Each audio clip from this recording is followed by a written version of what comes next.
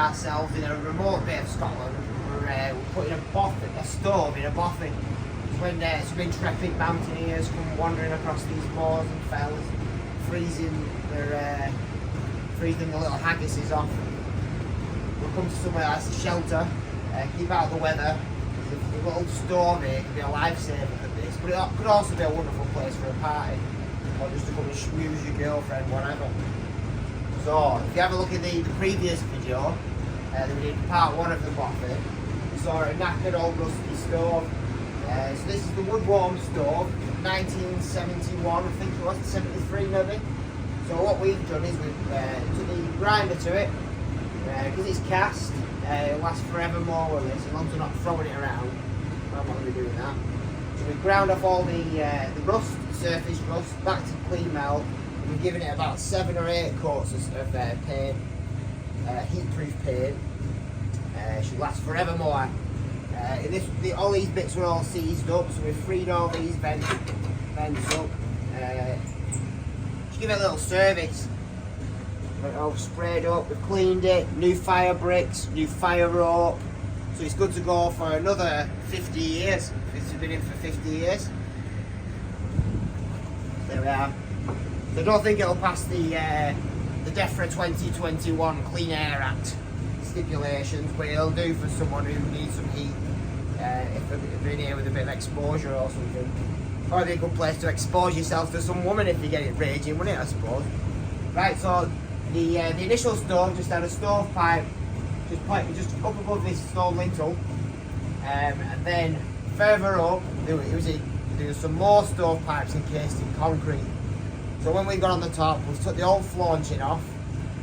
We'd go and show you, but it's blowing an absolute gale out there, so we'll have to explain it to you. So we took the old flaunching off. So the flaunching is what sits the pot to the top of the chimney stack. So we took that off, took the pot off.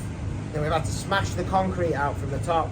Because this is a Bothy, the chimney's only like 4 metres above the ground, so it wasn't too bad. So all the detritus came down into the old half, cleaned it all up, and we put a liner in, so it's a 6-inch liner, because it's a 6-inch flue outlet on the stove. So the liner's currently poking out the top. What we do now is we've connected all our implements up to the actual stove pipe, put the stove in place, connect everything up, and then we can cut the top off the flue pipe. And then the flue terminates the stainless steel cowl. So because you do get some real hardcore weather up here, we've gone for the stainless. There's a lot more hardware than the mild steel painted ones. And this one has a smaller outlet for the exhaust gases, because it does blow sideways weathering up here. So if we had the standard maybe 6-inch gap there, we've got a chance of water getting into the flue system. We don't want that. So we've gone for the small opening.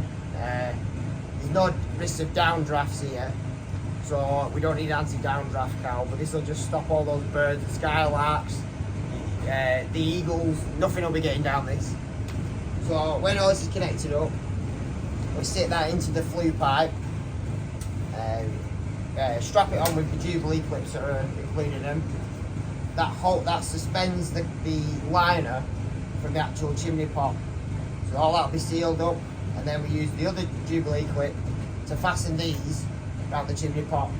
That seals it then. We go down the liner. So the liner connects to the vitreous pipes. This is single wall steel with that connector in there. So what we do is we put some self-tapping screws in to connect the flexi liner to the connector, and then exactly the same, we put some self-tappers through the vitreous length of pipe to the connector, and then we make a gasket with some fire cement there. So what we've got in here is just some protective plastic, so all that comes off before we light the stove, because otherwise there'll be some issues there. Now because this is a rear exit stove, so normally I think these are interchangeable, so this hot plate can come off, and you can have your top flue outlet, and you'll replace this hot plate on the back. But because it's a rear flue outlet, you can utilise this bit for warming a kettle, frying some sausages on, whatever you want. So because this is a rear flue outlet, we've gone for a T-piece. So the flue gases come out the back of the stove into this vitreous pipe and up. So the T-piece is to collect. This is removable. So that collects the soot in the bottom. So any soot that's residual in the liner falls down into this section here. Back on. So you've got like about 4 inches there where you can where it collects the soot. And if you're burning any softwoods, you've got more chance of a creosote lining the inside of the liner, and that can cause you issues. So what on the original stove, it was just a 90-degree angle.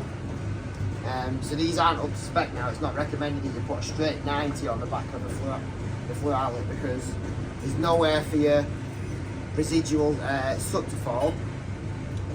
Goes that way, sorry.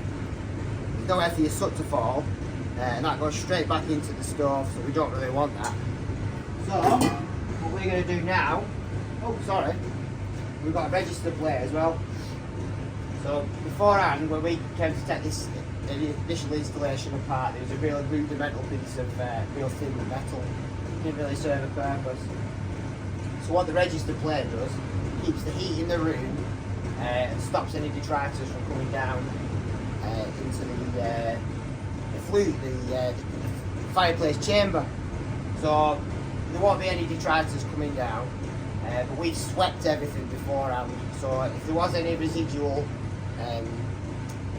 soot in the flue, which can be combustible, that's been cleaned out now. So it's clean as a whistle up there, liner's gone in, connects everything up, then you've got some steel rails at the back, and that creates a seal around the flue throat, stopping the heat going up, like I say, stopping the detritus coming down. So we're going to connect the vitreous to the T-piece with the self-tappers again, make a gasket. This goes into the back of the flue outlet. We'll put a gasket of fire cement there. We'll come back when we do the flue testing. You can see how we do that. So we're all set up. All the components are in place. Register plate is on. Stove's all hooked up. Everything's sealed. Chimney cowls on. We've got all this to jobs. So now we're back to the smoke test. So what we're doing, we've got some smoke pellets here. So we have to warm the flue up first. Get that draft going up the flue. So I've been warming this up now for about a minute. So we light the smoke pellet. There we are, burning there. So them flames will die down, it'll start spewing some smoke out. Shut them doors. Shut that off properly. So you can see all the smoke billowing there. So what I want to see is when I open this door, after it's all burnt out, all that smoke should rush up that flue. When I open the vent, sorry, and open the door, different test. So even though it's a Bothy, middle of nowhere, up at the back and beyond, but all important. Have a look at this.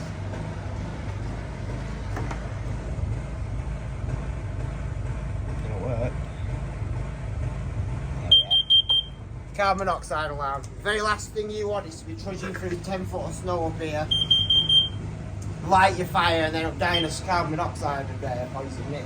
So if you do have a stove anywhere, whether it's in your shed, your house, your mansion, wherever, it's so important to get your carbon monoxide alarm. So you don't know if it's leaking carbon monoxide. It's a silent killer. So that's just better to be safe than sorry.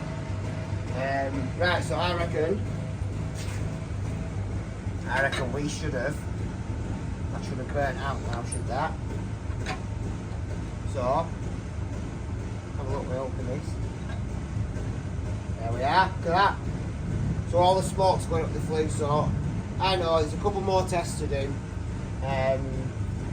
Make sure that this stove's sound. We'll do them when the stove's lit. So, I'm lighting a stove, so I've got a full pack of firelighters here, but I'm going to leave these to one side because we're in a Bothy. Hold on a minute. We'll just do another test. We'll show you the outside, this beautiful scenery. We'll show you the smoke billowing out of that chimney.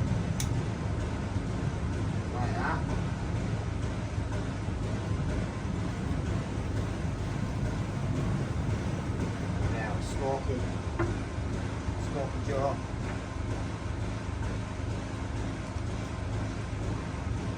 Yeah, shot. One side.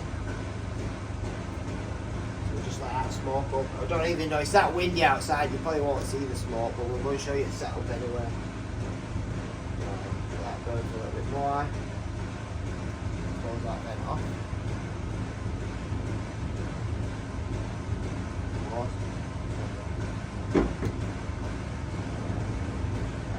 We'll let a little bit of air in there. Let's rush outside now and get blown away.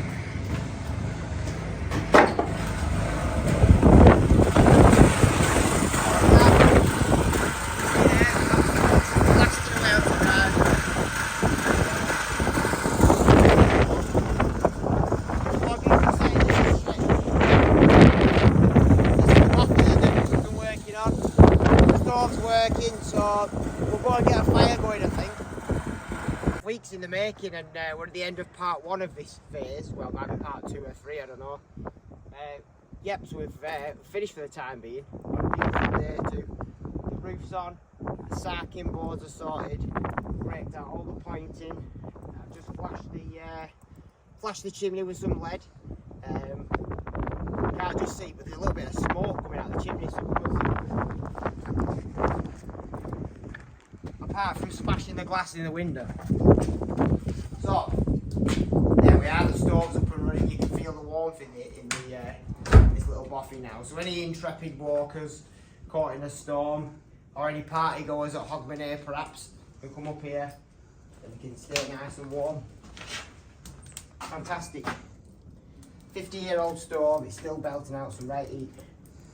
Oh yeah, you can warm your porridge on there. So, right, we're off now, back down south, and we shall see you in springtime when we come to Line Point this.